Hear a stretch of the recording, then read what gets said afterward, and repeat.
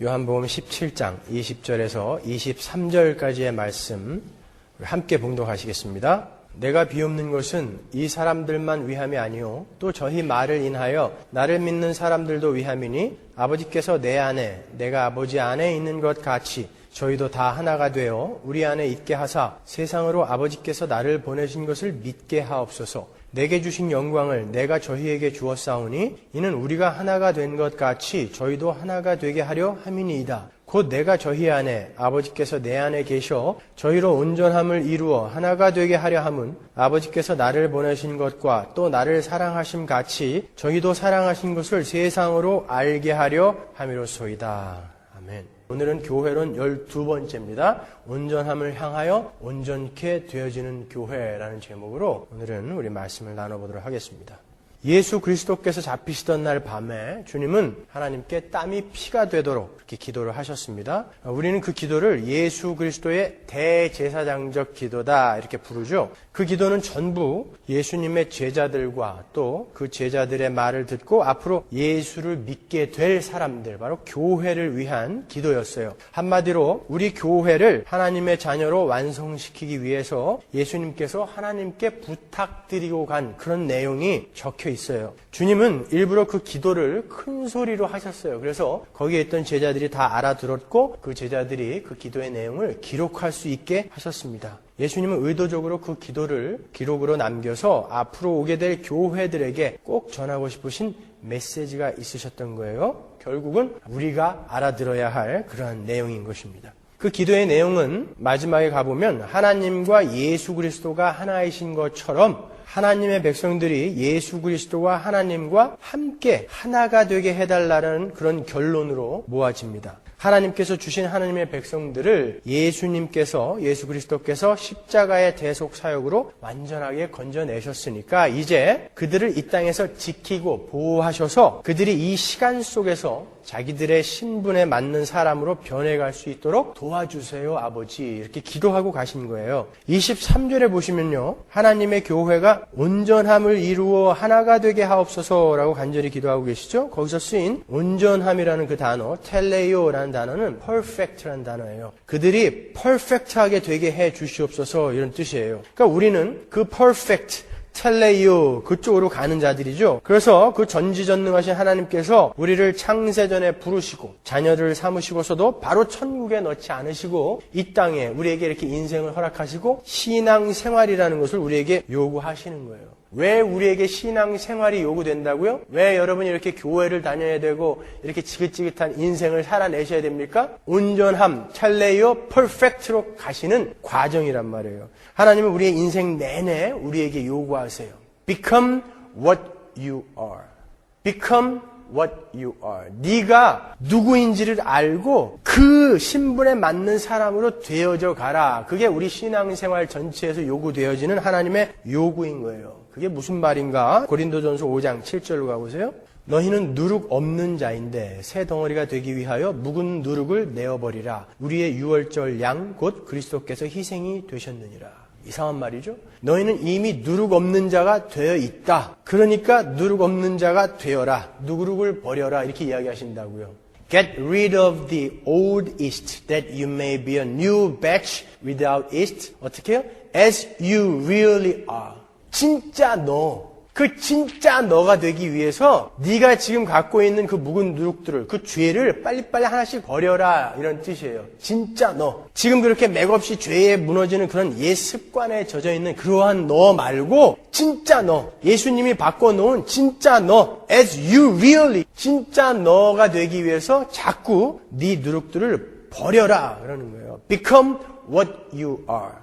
already not yet을 이해하지 못하면은 전혀 이해할 수 없는 거죠. 그 진짜 나를 향해 가면서 이 땅에서 우리가 젖어 있던 그 죄의 찌꺼기들을 하나하나 버려가는 것이 하나님께서 우리에게 허락하신 신앙 생활인 거예요. 하나님께서는 하나님의 백성들을 그렇게 온전하게 만들어 가시기 위해서, 퍼펙트하게 만들어 가시기 위해서 여러 가지 상황과 여건들을 허락하시면서 열심히 끌고 가고 계세요. 에베소서 4장 7절로 가보겠습니다. 우리 각 사람에게 그리스도의 선물의 분량대로 은혜를 주셨나니 그러므로 이르기를 그가 위로 올라가실 때에 사로잡힌 자를 사로잡고 사람들에게 선물을 주셨다 하였도다. 올라가셨다 하였은즉 땅 아랫곳으로 내리셨던 것이 아니면 무엇이냐? 내리셨던 그가 곧 모든 하늘 위에 오르신 자니 이는 만물을 충만케 하려 하심이니라. 그가 혹은 사도로 혹은 선지자로 혹은 복음 전하는 자로 혹은 목사와 교사로 주셨으니 이는 성도를 온전케 하며 봉사의 일을 하게 하며 그리스도의 몸을 세우려 하심이라. 우리가 다 하나님의 아들을 믿는 것과 아는 일에 하나가 되어 온전한 사람을 이루어 그리스도의 장성한 분량이 충만한 데까지 이르리니. 하나님께서 사람들에게 주신 은사나 탤런트를 쭉 열거하면서 이 모든 것들이 퍼펙트,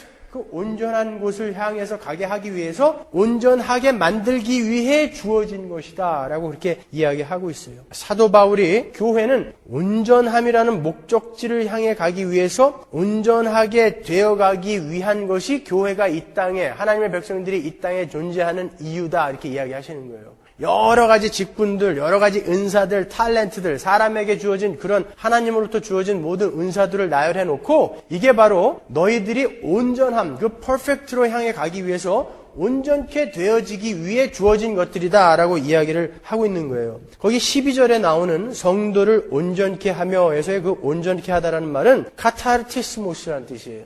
퍼펙트하고는 다른 단어예요. equip이라는 뜻이에요. equip. 그러니까 운동선수들, 야구선수들이나 뭐 축구선수들 이런 선수들을 선수답게 만들기 위해서 훈련시키고 무장시킬 때 쓰는 단어예요. 그러니까 오합지졸들을 훌륭한 프로 선수로 키워내는 과정, 그 과정을 가리킬 때 쓰는 말이라고요. 같은 단어가 갈라디아서 6장 1절에 나오죠. 형제들아, 사람이 만일 무슨 범죄한 일이 드러나거든 신령한 너희는 온유한 심령으로 그러한 자를 바로 잡고, 이게 바로 equip, 카타르티스모스예요. 형제가 죄를 짓거든 가르치고 훈계해서 그리고 훈련해서 그를 온전하게 만들어라 이런 뜻이거든요. 그러나 13절에 쓰인 그 온전함이라는 단어는 우리가 아까 살펴본 perfect라는 단어란 말이에요. 텔레오스, perfect. 그러니까 하나님의 백성들이 이 땅에 존재하는 이유는 그 perfect, 텔레오스, 그 온전함을 향해서 카타르티스모스, 온전케 되어져 가고 있는 과정을 밟고 있는 거예요. 이 목표지만 정확히 정하고 있다면 여러 가지 해결될 것들이 참 많다고요. 우리가 이해하지 못하는 그런 인생의 많은 문제들 이런 것들이 요 한 가지 목표 지점만 제대로 잡고 있으면 이해가 가게 된다는 말이에요.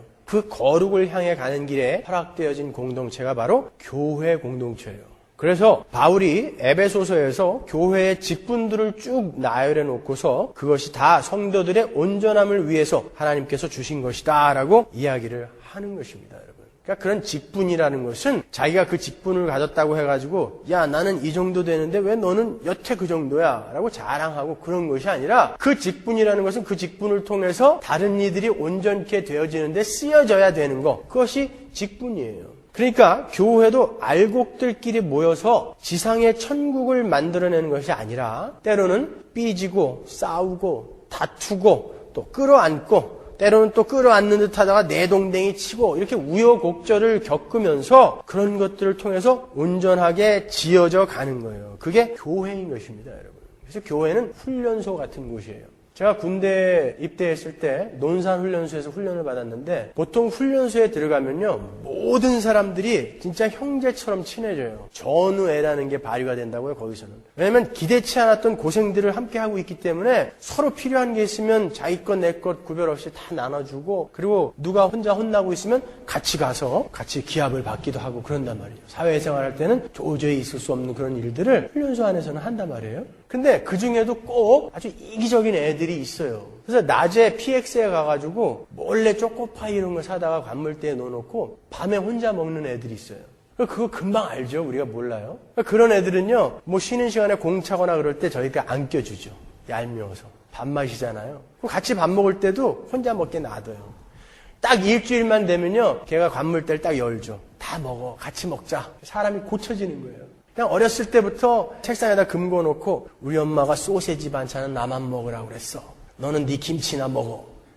금 넘어오지 마. 이런 애들이 훈련소에 들어와서 그 공동체 생활하면서 일주일 만에 부모도 못 고친 버릇을 고치게 되는 거예요. 교회는 그러한 역할을 하는 거예요. 그러니까 여기에 아무 문제 없이 그냥 평안하고 행복할 것이라고 생각하지 마세요. 그게 바른 교회의 상이 아니에요, 여러분. 교회는 그렇게 여러 종류의 하나님의 백성들이 성숙한 사람, 성숙하지 못한 사람, 때로는 알고 가라지들도 있어요. 다 모여서 버려야 할 것들을 버리고 또 익혀야 할 것들을 익히면서 하나님의 백성답게 온전함을 향해서 지어져 가는 것, 그것이 바로 교회인 거예요. Become what you are. 우리가 진짜 나를 향해서 가기 위해서 교회가 그 역할을 해주는 거예요. 거룩한 사람들끼리 모여서 늘 서로 용서하고 늘 사랑하고 늘 말씀 묵상하고 그러면 천국에 가셔야지. 왜 여기 계세요? 거기는 천국이죠. 그렇게 되지 않아요, 교회는요. 여러분, 신자에게 주어지는 모든 것들, 모든 상황들, 모든 여건들은 신자가 온전하게 되는 것을 목적으로 주어지는 거예요. 그래서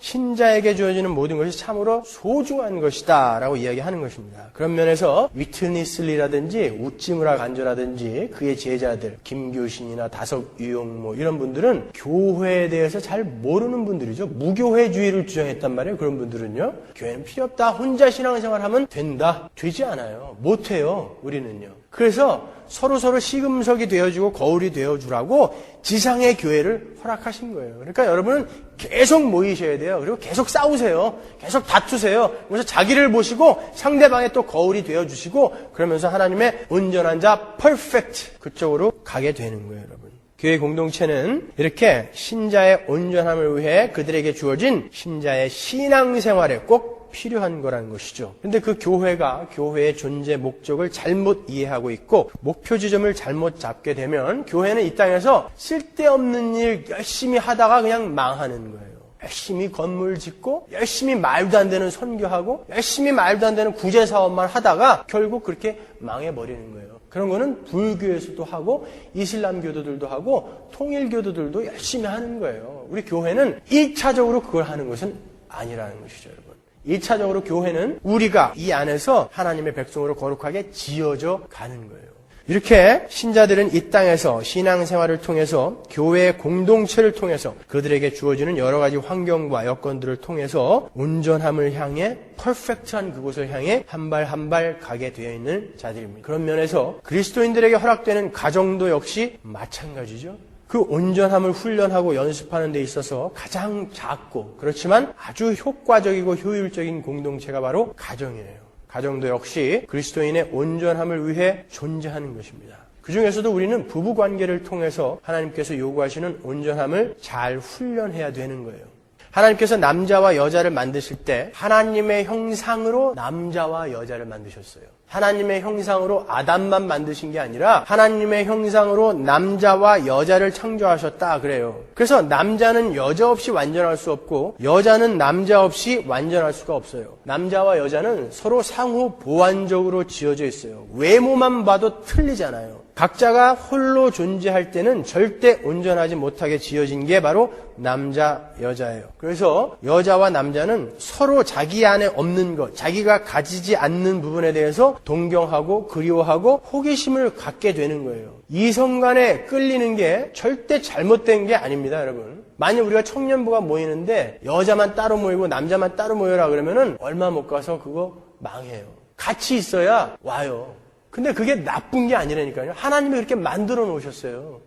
왜 동양 철학에 음양의 조화라는 게 있는 줄 아세요? 하나님이 세상을 그렇게 만들어 놓으셨기 때문에 그래요. 남자와 여자는 우열의 관계도 아니고 상하의 관계도 아니고 주종의 관계도 아니에요. 남자는 여자가 갖지 못한 것을 보완해주고 여자는 남자가 갖지 못한 것을 보완해주도록 하나님께서 동등하게 지으신 거예요. 그들은 동등하게 세상을 다스리고 정복하도록 명령을 받았어요. 창세기 1장 27절로 가보십시오. 하나님이 자기 형상 곧 하나님의 형상대로 사람을 창조하시되 남자와 여자를 창조하시고 하나님이 그들에게 복을 주시며 누구에게요? 아담에게? 그들에게요. 남자와 여자에게. 그들에게 이르시되 생육하고 번성하여 땅에 충만하라 땅을 정복하라. 누구더러? 남자더러요? 남자와 여자에게 동시에 준 명령이란 말이에요.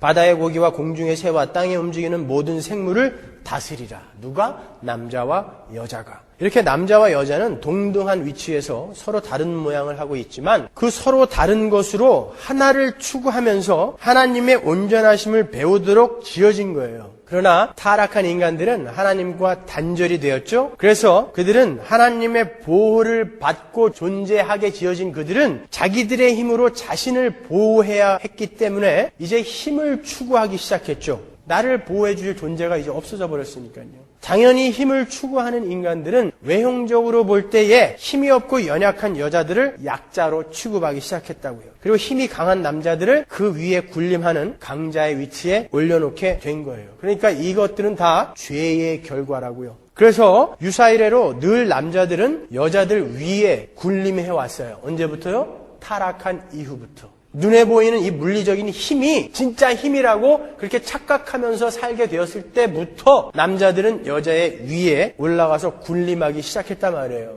오죽하면 유대인 남자들은요, 매일 기도할 때마다 하나님, 내가 여자로 태어나지 않은 것과 노예로 태어나지 않은 것과 이방인으로 태어나지 않은 것을 감사드립니다 라고 기도를 했단 말이에요. 지금도 그렇게 기도하고 있어요, 유대인들은요.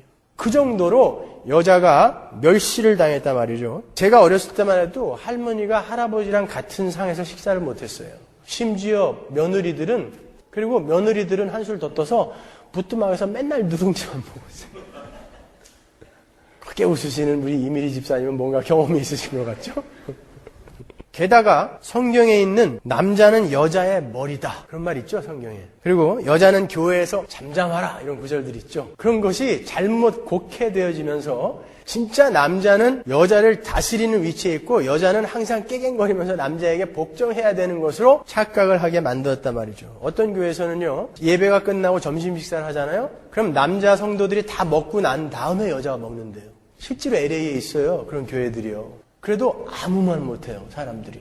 잘못 가르쳐 놔가지고요. 여러분, 고린도서에 나오는 남자는 여자의 머리다라는 그 말의 그 머리라는 단어, 그 말은 보스라는 뜻이 아니에요. 거기에 쓰인 케팔레라는 단어는요, source라는 뜻이에요. The source of life.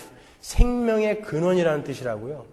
창세기에 보면 여자가 남자의 갈비뼈로 만들어지죠. 그 이야기 하는 거예요. 예수 그리스도가 남자의 머리고 남자는 여자의 머리라라는 그런 뜻은 창조의 실행자이신 예수에 의해서 남자가 지어졌고 또 그 남자의 갈비뼈로부터 여자가 나왔다라는 어떤 질서의 측면을 강조하는 구절이지, 남자는 보수고 여자는 쫄병이다, 그 이야기 하는 거 아니란 말이에요. 그리고 고린도전서 14장에 나오는 여자는 교회에서 잠잠하라 라는 구절은 당시 고린도 교회에 있었던 여인들의 행태에 대한 다분히 지역적인 예의를 가지고 역시 교회의 질서를 강조하는 그런 구절이에요. 당시 남자들에게 억압받고 핍박받고 언제든지 남편들에게 죽임을 당할 수 있었고, 당시에는 아내가 남편에게 잘못을 하면요, 정당한 이유가 있으면 남편이 사사로이 여자를 죽일 수 있었어요. 그리고 아주 사소한 이유를 갖고 여자는 언제든지 이혼을 당할 수 있었단 말이에요.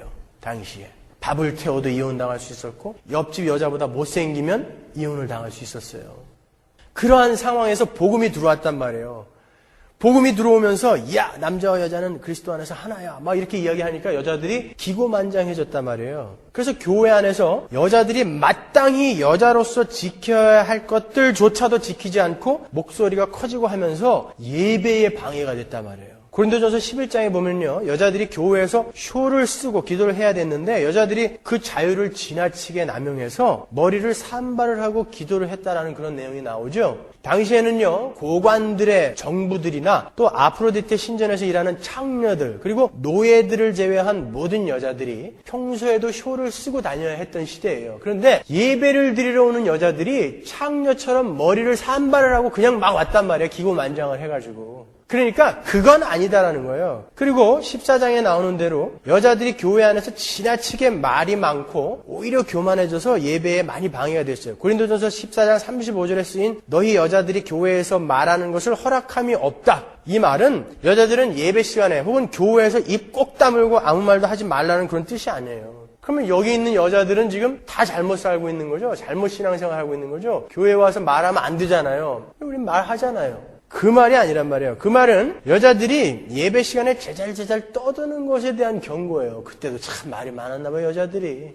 거기에서 말하다라고 쓰인 그 단어 랄레오라는 말은 제잘제잘 떠들다라는 말이에요. 헬라어에는 의성어들이 많죠. 랄레오 제잘제잘 떠드는 거. 하도 떠들어가지고 예배에 방해가 됐단 말이에요. 그러니까 떠들지 좀 말아라, 이런 뜻이에요. 떠들지 좀 말아라. 그리고 말 많은 여자들이 마치 자기들만 복음을 아는 것처럼 그렇게 교회에서 목소리가 높아졌단 말이에요. 그래서 사도 바울이 14장 36절에서 하나님의 말씀이 너희에게로부터 난 것이냐? 또는 너희에게만 임한 것이냐? 이렇게 이야기하는 거예요. 왜 하나님의 말씀이 너희에게만 임한 것처럼 그렇게 까부냐? 왜 이렇게 떠들어? 좀 조용히 해. 너희는 질서와 예의도 없냐? 이런 뜻이라고요. 그런 거지 여자는 교회에서 늘 잠잠해라. 밥도 남자 먹은 다음에 먹어라. 이런 얘기가 아니란 말이에요.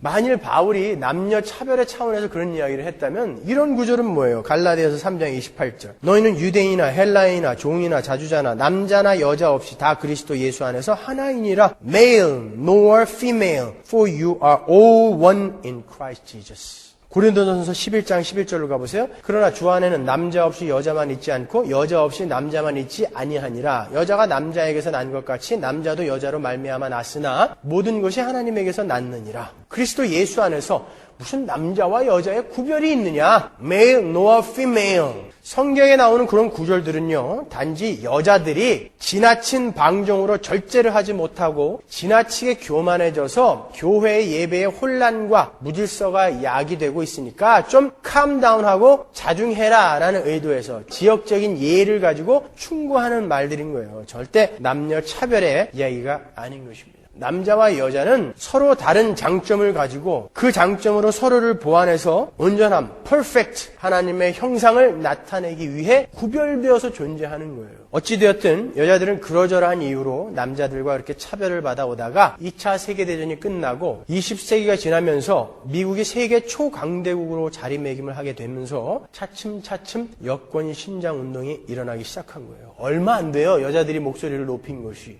산업이 발달하고 고용이 증대가 되면서 여자들이 직장을 가지기 시작했어요. 그리고 경제력이 생기기 시작했습니다. 그때까지는 남자가 벌어다 주는 것에만 의존하던 여자들이 이제 스스로 경제력을 갖게 됨으로 해서 남자에 대한 의존의식이 점차 없어지고 남자들을 우습게 생각하기 시작했다고요. 그리고 여자 혼자 하기에는 벅찼던 그런 가정일들, 하루 종일 해도 모자랐던 그 가정일들이 좋은 기계들이 나오면서 세탁기, 밥솥, 청소기, 세제 이런 좋은 문명의 이기들이 나오면서 여자들이 시간을 벌게 되었어요. 그래서 그때부터 페미니즘이라든지 여권 신장 같은 구호들이 나오게 된 거예요. 근데 그게 이제 그 도를 넘어서 매맞는 남편들이 이제 등장하고 직장의 여상사가 남자 부하 직원을 성추행하는 그런 시대가 되어버렸어요. 이제 점점 남녀의 구별이 없어지고 있어요. 유니섹스 모드라고 해서 남자가 여자 옷을 입고 여자가 남자 옷을 입는 것이 무슨 대단한 인권 해방인 것처럼 생각하는 시대가 되어버렸다는 것이죠. 심지어 최근에 한국 기독교 여성신학자협회에서는 주기도문에 나오는 하늘에 계신 우리 아버지여에서의 그 아버지를 어머니로 바꾸자. 이렇게 공식적으로 신학계의 입장을 표명하기도 했어요. 왜 하나님이 아버지냐? 어머니도 된다. 누가 뭐래요? 근데 예수님이 아버지라고 불러서 그냥 아버지라고 부르는 거예요. 왜 어머니라고 부르세요? 부르고 싶으면은. 그런 therefore, not essential, 중요하지 않은 것 같고 그냥 싸우는 거예요. 왜? 여자인 내가 너희 남자들보다 약하지 않다는 것을 어떻게 해서든지 막 입증하고 싶은 거죠. 그동안 여자들이 얼마나 남자들에게 억압당하고 착취당하고 했으면 그럴까 하는 그런 측은한 마음도 없지 않지만 그런 시도들도 역시 성경이 말하는 남녀의 동등함과는 아주 거리가 먼 것입니다.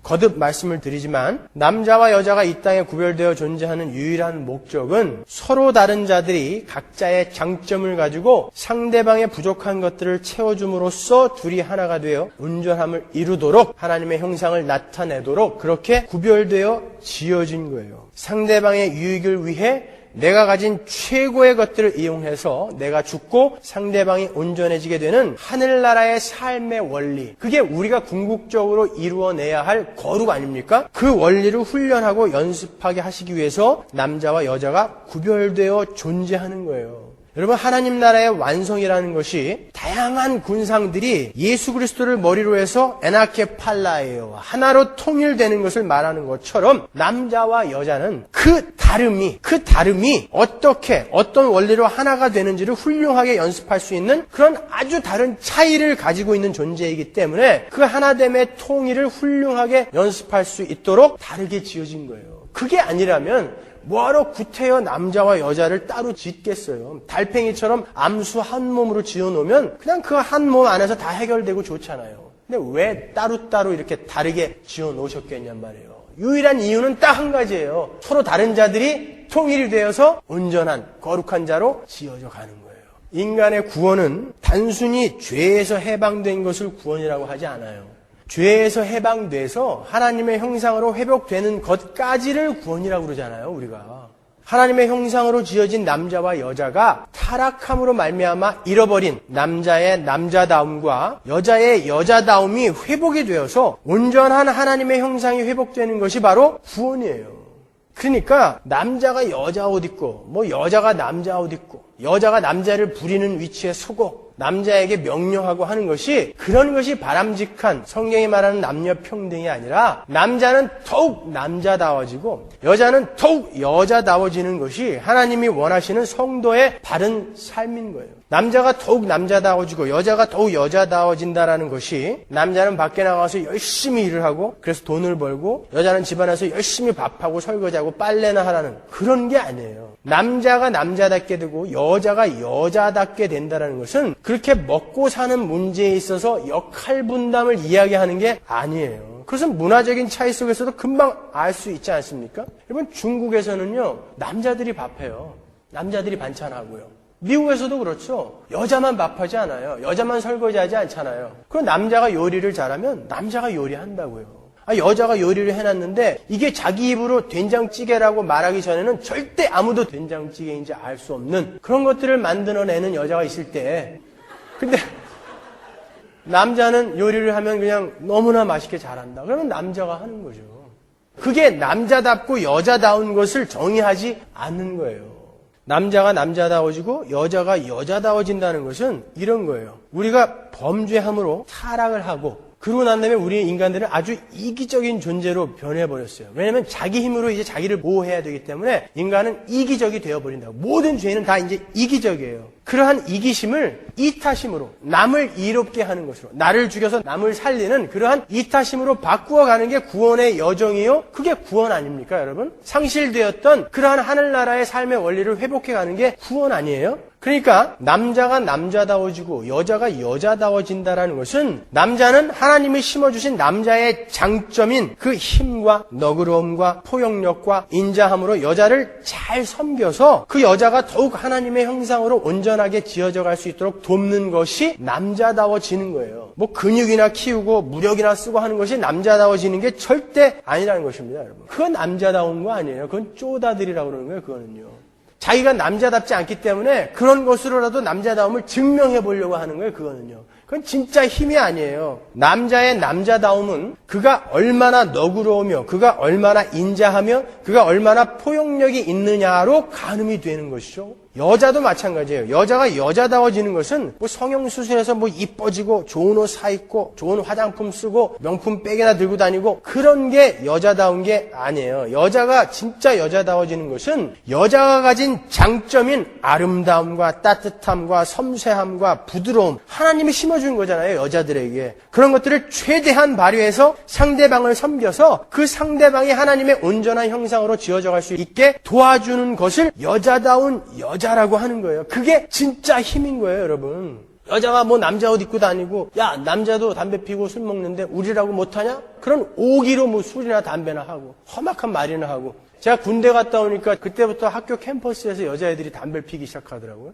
그래서 제가 니네들 담배 맛이 뭔지 알기나 하고 피는 거냐? 그랬더니 모른대요. 근데 왜 피워? 그랬더니 우리 과 친구들이 그래요. 야 남자들도 피는데 여자라고 못할 거 뭐 있어? 그러더라고요. 그래서 제가 속으로 그랬죠. 병신. 그럼 병신이죠. 고작 그 이유 때문에 담배를 펴요? 그렇게 해가지고 어떻게 해서든지 여자의 우월성을 증명해 보려고 하는 거. 그건 성경에서 말하는 동등함이 아니란 말이에요. 그거는요. 여자는 여자의 본연의 역할에 충실해져야 하는 것이죠. 여러분 신명기 22장 5절 보세요. 여자는 남자의 의복을 입지 말 것이요 남자는 여자의 의복을 입지 말 것이라. 이같이 하는 자는 내 하나님 여호와께 가증한 자니라. 이게 하나님이 주신 율법이에요. 이 말은 단순히 의복에 관한 규례는 아니에요. 여자는 여자답게 남자는 남자답게 서로에게 맡겨진 역할을 충실하게 해내서 하나님이 요구하시는 수준으로 자라가라라는 것이 하나님의 목적이라는 거예요. 그래서 지금도 여러분 근본주의 교회에서는 여자들이 절대 바지 못 입어요. 일상생활 속에서도 바지 못 입게 해요. 그거는요, 여자는 계속 여자답고 남자는 계속 남자다웁시다 라는 것을 강조하는 거예요. 그러니까 자꾸 여자가 남자 흉내 내려고 하지 마시고 남자가 여자 흉내 내려고 그러지 마세요. 남자들이 왜 귀걸이 하고 다닙니까, 여러분? 남자들이 귀걸이를 한 거는요, 고대시대 때 주인들이 노예들을 부릴 때 얘는 내 거다 이거 증명하려고 귀 뚫은 거 그 얘밖에 없어요. 그걸 누구에게 보이겠다고 지금 귀걸이를 달고 다니는 거예요? 여자가 왜 워카를 신고 다녀요? 왜 군복 바지를 입고 다니고 겁을 줘요? 왜? 왜 험한 말을 합니까? 일부러 남자들처럼. 바보 같은 짓이에요, 그거. 어떻게 해서든지 자기를 증명해서 난 남자보다 강한 여자야 이런 것을 증명해 보고 싶어서 그런 거예요? 아니, 편안하면 입고 다녀도 괜찮아요. 근데 마음가짐이 어디로부터 출발이 되었냐 말이에요. 여러분, 이 땅에 태어나는 수많은 사람들이 다 역할이 달라요. 어떤 사람은 가난하게, 어떤 사람은 부자로, 어떤 사람은 마르게, 어떤 사람은 뚱뚱하게, 어떤 사람은 이쁘게, 어떤 사람은 못생기게. 그러나 그거는 다 연출자이신 하나님이 맡기신 역할이잖아요. 우리 그리스도인들은 그런 것들을 다 감수하기로 한 자들 아닙니까? 나는 지금 엑스트라지만 언젠가 예수를 믿고 주인공으로 캐스팅이 될 거야 라는 것을 바로 Health and Wealth Gospel, 번영의 신학, 저주받을 신학이라고 하는 거 아니에요. 우리는 예수를 믿고 우리의 신분을 변화시키기 위해서 믿는 게 아니라 나에게 주어진 역할 속에서 나는 하나님의 백성으로 잘 지어져 가겠습니다 라는 게 예수를 믿는 자들 아닙니까? 그런데 가장 기본적인 남자와 여자의 역할에도 충실히 해내지 못하면서 자기에게 맡겨진 역할을 충실히 해낼 수가 있겠어요? 그거는 언어 도단이지. 그렇지 않아요. 절대 그렇게 될 수가 없는 거예요. 그러니까 여러분은 계속해서 여자다워지시고 남자들은 계속해서 남자다워지셔야 되는 거예요. 이렇게 남자와 여자는, 특히 부부는 서로 다른 두 존재가 서로의 장점으로 상대방을 섬겨서 하나님의 형상을 회복해가는 목적으로 구별되어 존재하는 거예요. 그렇게 남자와 여자가 왜 구별되어 존재하며 어떻게 살아야 하는지에 대한 정의가 명확하지 않은 사람들이 이제 자기와 다른 이성을 만나게 되면 생각하는 게 뭐겠어요? 섹스밖에 없는 거예요. 그때는. 여러분, 이성인 상대방이 왜 나와 구별되어 존재하는지에 대한 정의가 내려져 있지 않은 사람들은 자기와 다른 이성의 사람을 만나게 되면 항상 그러한 성적인 욕구밖에 느끼지 못해요. 왜요? 죄인들의 욕심이라는 것은 그 상대방이 가지고 있는 다른 것으로 자기의 만족이나 자기의 행복, 자기의 쾌락의 도구로 쓰고 싶은 것밖에는 아무 생각이 없기 때문에 그러는 거예요. 그래서 타락한 죄인들은 아담 이래로 모두 간음이라는 죄에 노출되어 있는 거예요. 창세 이래로 이 땅에 존재한 모든 무리의 사회법에 간음이 다 들어가 있는 거 아세요? 함무라비 법전, 고조선의 법, 한국의 법, 미국의 법, 아프리카의 법, 모든 법에 간음은 다 들어가 있어요. 간음은 인류 공통의 관심사이며 인류의 보편적인 죄인 거예요. 아이가 태어나고 사춘기가 되면 성호르몬이라는 것이 분비가 되죠. 그때 비로소 성욕이라는 게 생기는 거예요. 그런데 아직 이 성호르몬 분비가 채 일어나지도 않은 초등학교 1학년, 2학년 아이들이 포르노에 중독이 되는 그런 것이 사회 문제로 떠오르는 것을 보면 성적인 범죄나 성도착은 단순히 성욕에 의한 것이 아님을 우리가 금방 알 수 있다고요.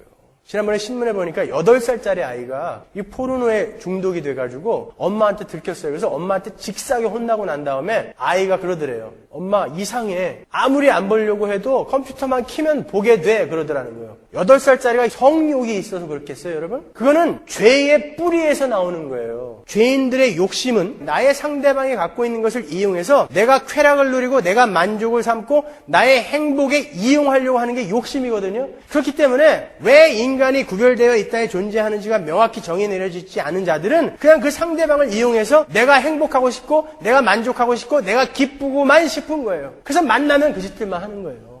그래서 돌로 쳐 죽일 수 있는 범죄에다가 간음을 집어넣은 거예요.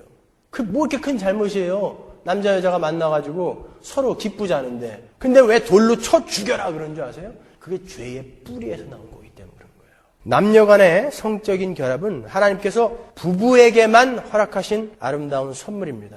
남자와 여자가 서로 자기가 가진 다른 것으로 상대방을 섬기며 둘이 하나가 되어가는 그리스도인들의 삶을 몸으로 느낄 수 있는 하나님의 귀한 선물인 거예요. 그래서 부부간의 육체적인 결합은 부부 사이의 친밀감을 더해주고 깊은 하나됨을 경험하게 해주는 거예요. 그것은 생육하고 번성하는 데에만 필요한 거예요. 여러분, 성관계라는 것은 성경에서도 명시하듯이 사회법상으로 공인된 부부 사이에서만 용인이 되는 거예요. 약혼을 했어요. 다음 달에 결혼해요. 그래도 안 돼요? 안 되는 거예요. 여러분, 간음이라는 것은 혼인한 부부 사이가 아닌 모든 성관계를 간음이라 할 뿐만이 아니라 하나님께서 부부에게만 허락하신 성을 상품화시켜서 그것을 장사에 써먹고 그것으로 돈을 벌고 하는 그런 모든 것들을 다 간음이라고 해요. 왜 차를 파는데 레이싱 걸들이 수영복 입고 거기 서 있어야 돼요? 그런 것들이 전부 이 죄에서 나온 거란 말이에요. 그게 다 간음이에요. 전부 다. 여러분, 힘을 추구하는 타락한 남자들이 자기 힘을 과시하기 위해서 많은 섹스를 갖고 싶어 한다는 것을 여러분 아세요? 죄인들이 궁극적으로 많은 섹스를 갖기 위해 힘을, 돈을, 명예를 추구한다는 것을 아십니까? 타락한 여자들이 자신의 아름다움을 이용해서 남자가 가진 힘을 자기의 소유로 만들려고 한다는 것을 아세요? 그게 모두 이기적이며 교만한 죄의 뿌리에서 나온 거예요. 단순히 성욕에서 나온 게 아니란 말이에요.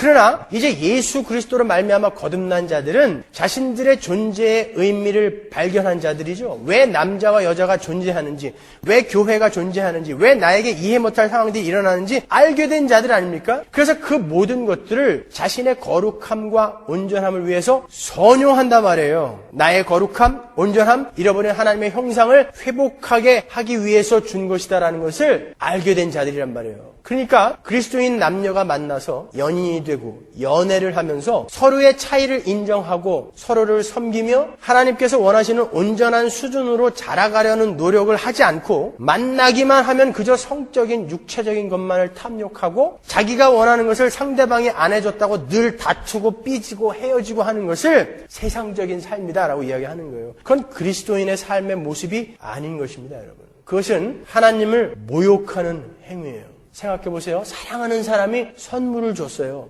그 선물을 준 사람을 최대한으로 모욕하는 방법이 뭐예요? 그 사람이 준 선물을 발기발기 찢어버리는 거예요.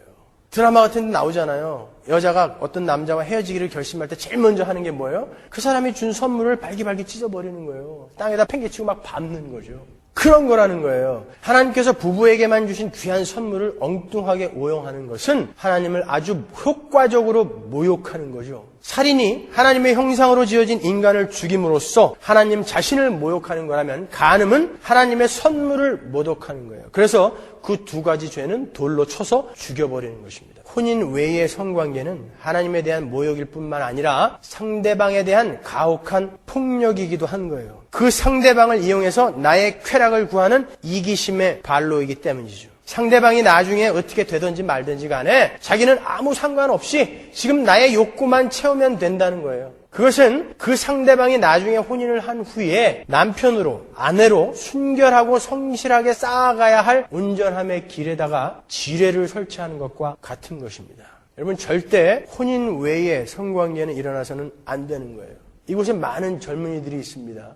연인 사이인 친구들도 많이 있는 것으로 제가 알고 있어요. 여러분이 상대방에게 무엇을 기대하고 있고 무엇을 요구하고 있으며 어떻게 함께 온전함을 향해 가고 있는지 고민해 보세요. 그저 만나면 상대방을 이용해서 내가 어떻게 편해질까? 어떻게 하면 상대방을 이용해서 내가 기뻐질까? 왜 나를 행복하게 만들어주지 않는 거야? 뭐 이런 것만 생각하고 계시지 않아요, 혹시 상대방이 나중에 딴 사람과 결혼해서도 나를 가슴에 꼭 품어줬으면 이런 이기적인 생각으로 상대방에게 자기를 심어놓으려는 노력을 하고 있지는 않습니까? 그것을 폭력이다 그러는 거예요. 그걸 모욕이다 그러는 거예요. 그건 멈추십시오, 여러분. 그리고 자꾸 하나님을 알아가셔야 됩니다. 그 욕정의 사마리아 여인이 어떻게 그걸 해결했습니까? 예수를 만나니까 이제 해결됐어요 라고 가지 않습니까? 결혼을 5번, 6번 해도 채워지지 않는 그 공허감이 예수를 아니까 메꿔지지 않습니까, 여러분? 우리 마음속에 예수 그리스도가 채워지는 만큼 우리는 이겨낼 수 있는 거예요.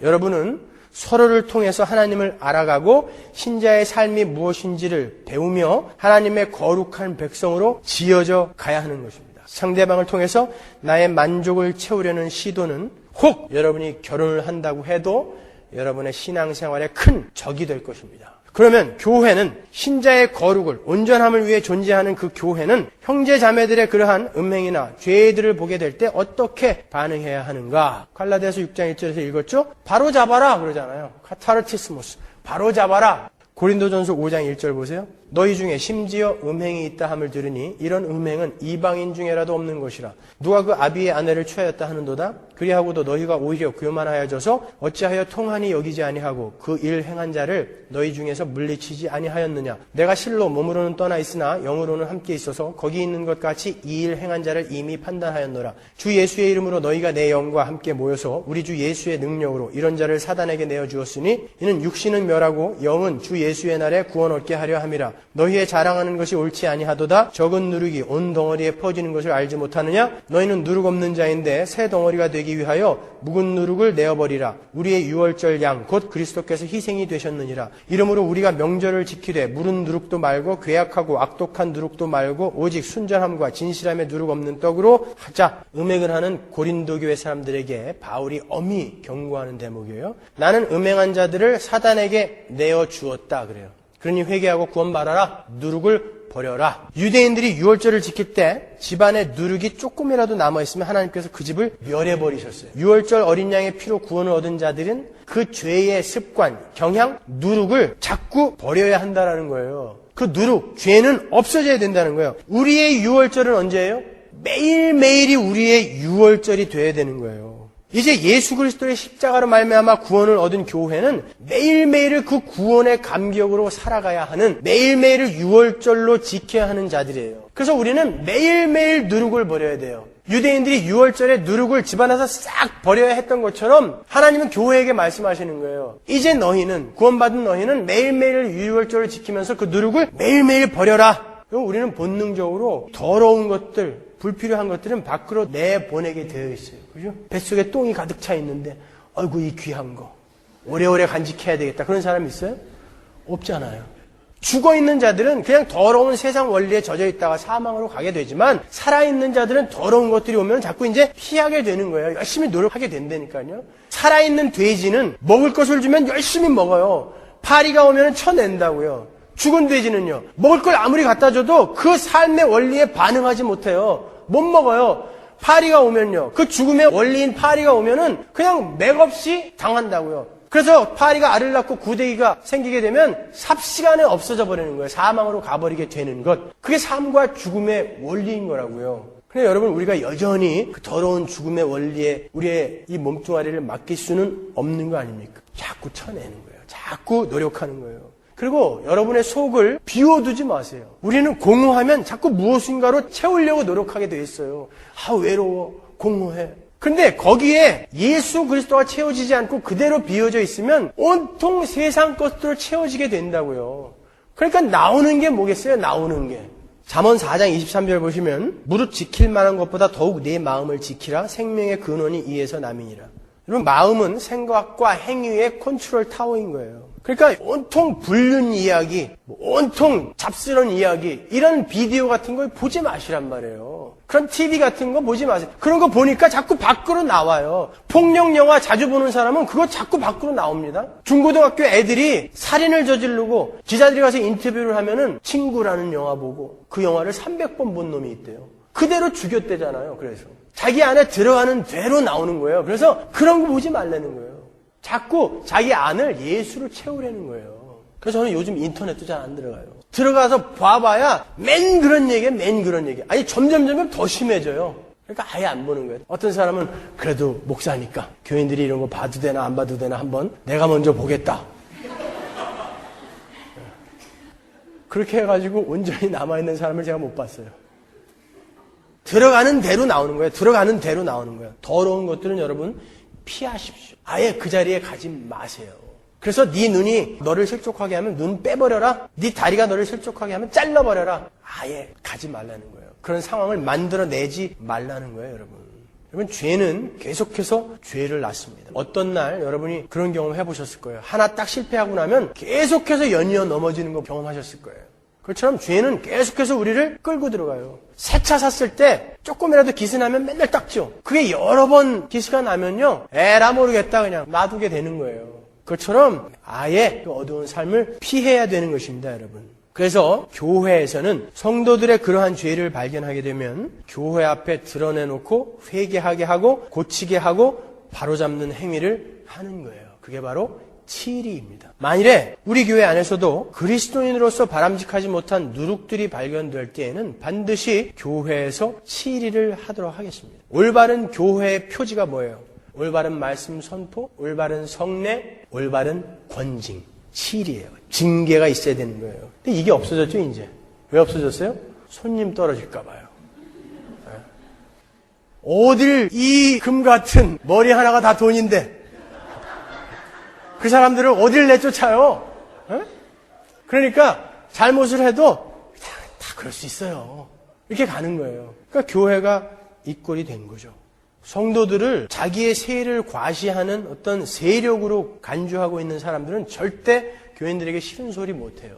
그러나 진짜 교회의 목적이 뭔지 알고 교회는 하나님의 백성들이 하나님의 백성답게 지어져 가는 것이다라는 목적의식이 정확히 있는 사람들은 반드시 야단을 치고 징계를 하죠. 왜요? 바로 잡아야 되니까. 바울이 음행한 자들을 사단에게 내어주었다라는 것은 여러분 그들을 교회라는 공동체에서 잠시 내쫓았다라는 거예요. 하나님의 백성을 어떻게 사단에게 내줘요? 여러분이 구원을 받고 난 다음에 하나님의 통치 아래로 들어오죠. 거기가 하나님 나라예요. 근데 그 교회라는 공동체 안에서 잠깐 내쫓으면 거기는 어디예요? 세상이에요. 사단에게 내어주었다라고 하는 거예요. 그러니까 치리를 어떻게 했냐면요. 이 공동체 안에서 잠시 쫓아냈어요. 공중기도를 못하게 해요. 직분을 영원히 박탈해버려요. 너는 한 달간 교회 나오지 말아라.